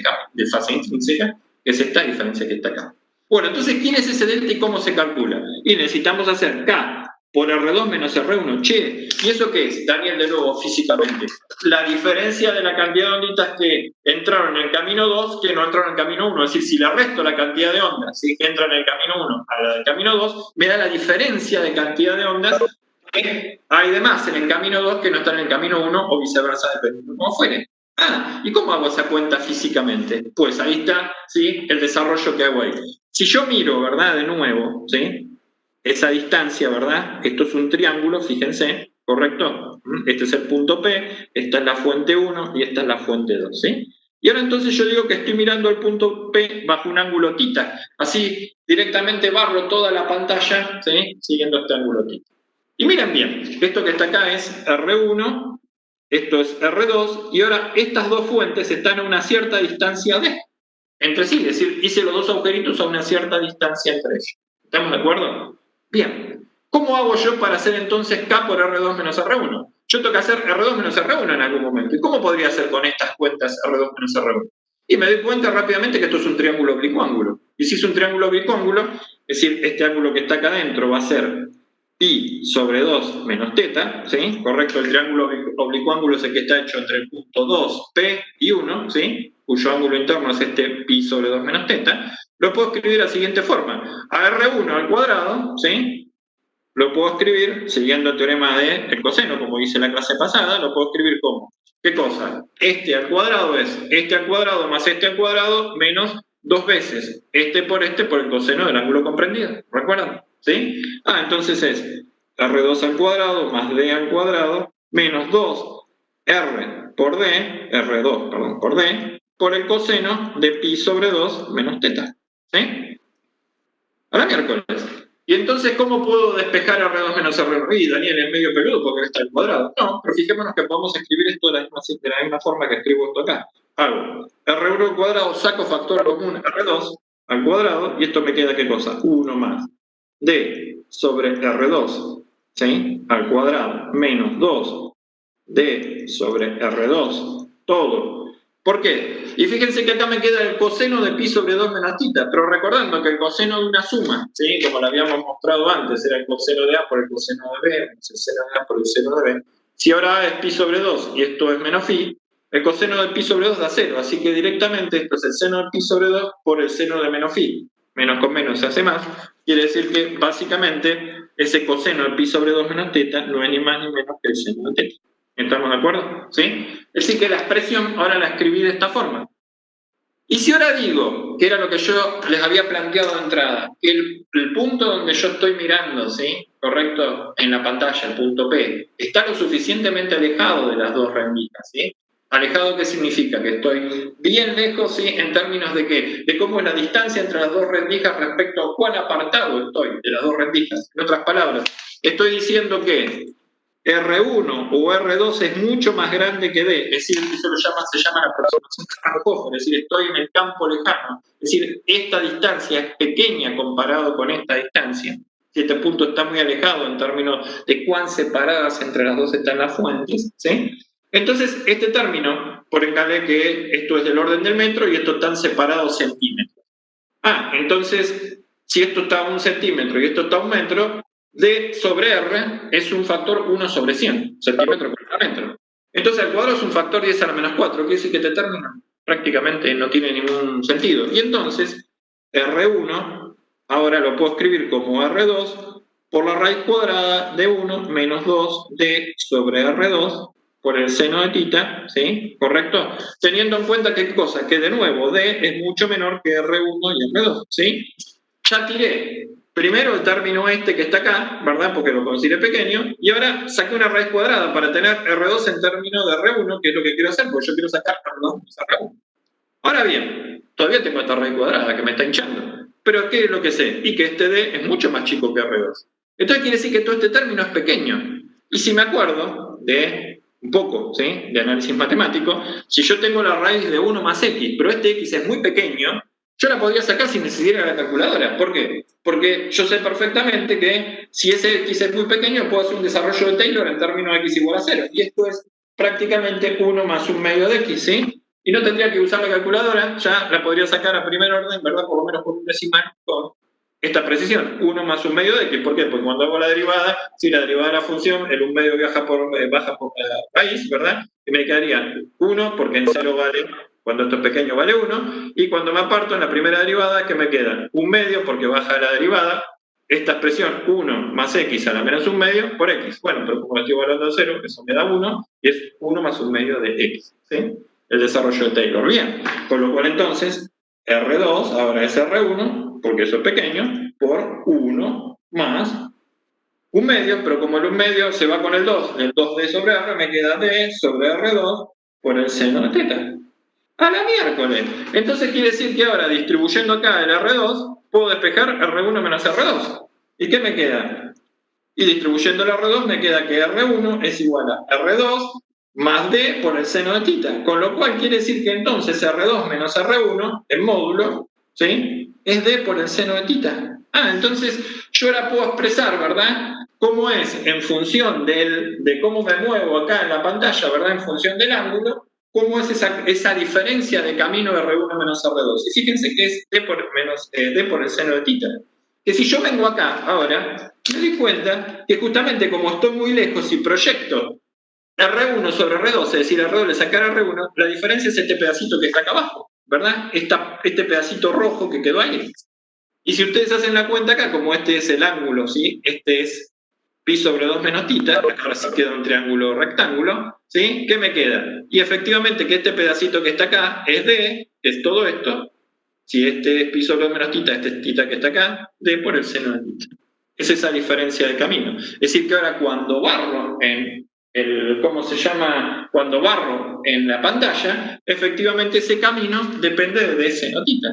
Y efectivamente, ¿qué es lo que encuentro? Algo llamativo, que entonces ahora mi delta, ¿sí? Correcto, es K por D seno tita más el delta phi si es que lo hubiera. En el experimento ya habíamos probado que no existe esta diferencia. Con lo cual entonces, técnicamente, ¿sí? Esa diferencia es K, que es la longitud de onda, por D, por el seno de tita. Es decir, de alguna manera, ¿cuántas onditas entraron en el camino 2, ¿sí? Que no entraron en el camino 1, ¿sí? Eso es lo que determina cómo llegan los máximos con los máximos y los máximos con los mínimos. ¿Y qué habíamos encontrado de la expresión general? ¿Qué nos decía? Bueno, efectivamente, perdón, de acá, que cuando este delta, miren bien, este delta sobre 2, ¿sí? Era, ¿sí? ¿Se acuerdan que la intensidad habíamos encontrado que era 4 y 0 por el coseno cuadrado de delta sobre 2? Cuando ese delta, ¿sí? Sobre 2 era, ¿sí? ¿Correcto? NPi, ¿estamos de acuerdo? Sí, 2 NPi, perdón. ¿Está? Si esto era múltiplos de 2 NPi, ¿correcto? ¿Qué iba a pasar? Y bueno, no iba a pasar nada, porque esto no se va, entonces siempre me quedaba el coseno de algo de pi, que es coseno de pi o coseno de 2pi o lo que fuera, es decir, en un caso va externando 1 menos 1, pero como está en cuadrado, siempre me va a dar 1. Ah, en ese caso, entonces, fíjense, si yo hago la cuenta y ahora pongo lo que es delta, ¿sí? Delta es 2pi sobre lambda, ¿sí? Por D, seno tita, igual, ¿sí? A NPi, ¿correcto? Si hago la cuenta, ¿sí? ¿Qué me dice? Que ahora, ¿sí? D por el seno de tita, ¿sí? Es n lambda. Ah, ¿qué significa? Que justamente cuando en D seno tita, ¿qué es esto? Entra un número entero de longitudes de onda, eso es lo que me están diciendo, efectivamente si arrancaron en fase, los máximos con los máximos y los mínimos con los mínimos van a estar siempre en fase, porque además son coherentes, es decir, no fluctúan, con lo cual entonces al punto P en ese lugar, ¿cómo llegan? O máximos con máximos o mínimos con mínimos. Es decir, que la amplitud va a ser el doble. Y si la amplitud es el doble, entonces ¿cuánto vale la intensidad? Y como la intensidad es el doble de la amplitud, va a valer 4 veces la amplitud al cuadrado, es decir, 4 veces la intensidad. Si por el contrario, ¿sí? Es la otra deducción que sacamos, ¿sí? Ahora ese delta, ¿sí? Sobre 2, ¿sí? ¿Correcto? ¿Está? No fuera un múltiplo de, ¿cómo se llama? De NPi, ¿sí? Sino un múltiplo semientero, es decir, en otras palabras, fuera pi sobre 2, como mostramos anteriormente, 3pi sobre 2, menos pi sobre 2, menos 5pi sobre 2. Es decir, que fuera de alguna manera, ¿sí? 2n más 1, o menos 1, depende de dónde arrancan, ¿sí? Por pi sobre 2, esto se va con esto, y de nuevo, como delta es 2pi sobre lambda, ¿sí? Por d seno tita, igual a 2n más 1, ¿sí? pi haciendo la misma cuenta, ¿verdad? Lo que estoy haciendo ahí es decir ahora que la diferencia de fase sea un número semientero, ¿verdad? Semientero impar de pi, ¿correcto? Es decir, pi sobre 2 menos pi sobre 2, 5 pi sobre 2, ¿sí? Cuando hago esa cuenta, resulta ser que ahora, simplificando las pi, resulta ser que ahora en ds notita me entra ¿qué cosa? Bueno, como acá aparece un 2, ¿sí? Que está de este lado, me va a quedar 2n más 1, lambda sobre 2. Me está diciendo que ahora en ds notita entra ¿qué cosa?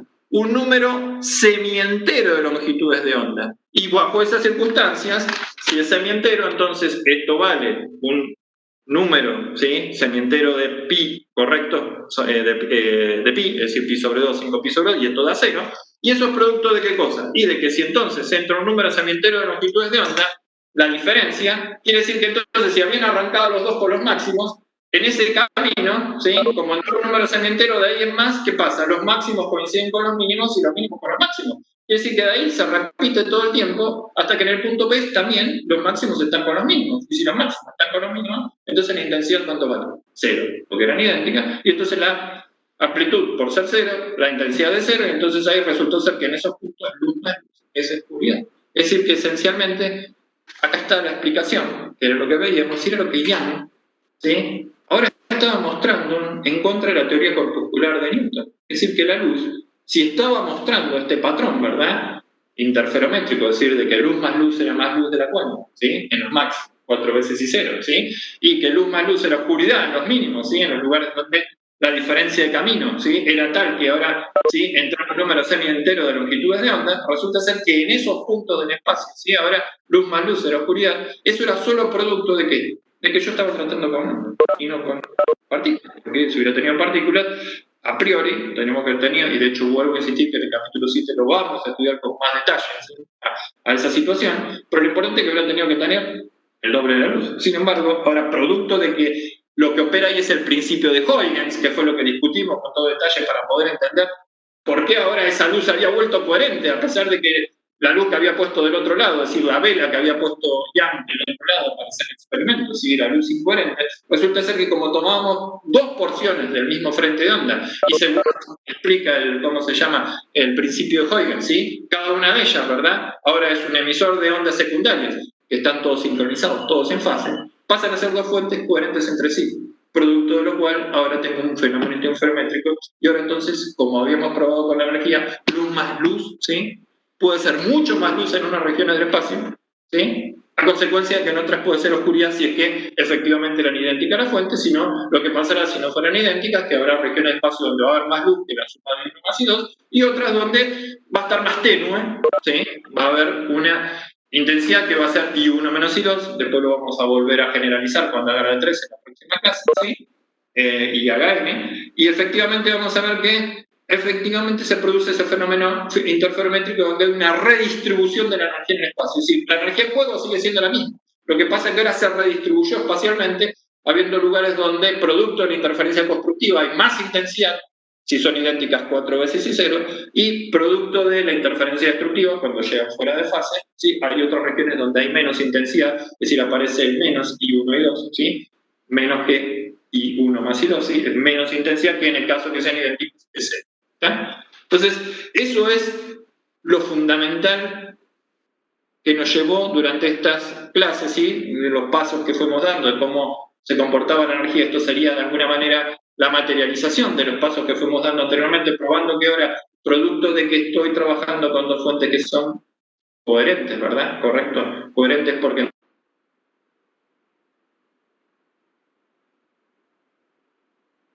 intensidades, ¿sí? Ya no es exacto, es decir, la intensidad resultante para, en este caso, dos fuentes, no es la suma de las intensidades, sino que, en definitiva, ¿sí? Correcto, puede ser más o menos, dependiendo, ¿sí? La región del espacio donde estemos observando, si la diferencia de camino, fue lo que vimos hoy, es la diferencia de fase.